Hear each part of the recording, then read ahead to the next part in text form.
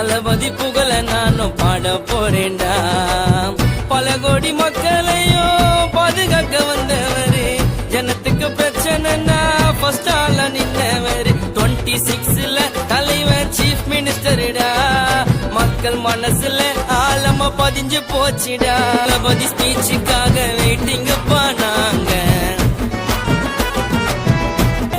அம்பேத்கர் தெய்வம் போல நினைக்கிறாரே, தளபதி என்ட்ரி பல கண்ட்ரி எல்லாம் மிரண்டு போச்சு. அரசியல் பேசும் எல்லாரும் தலைவன் இல்லைங்க, அரசியல் பேசப்படும் தலைவன் அண்ணங்க.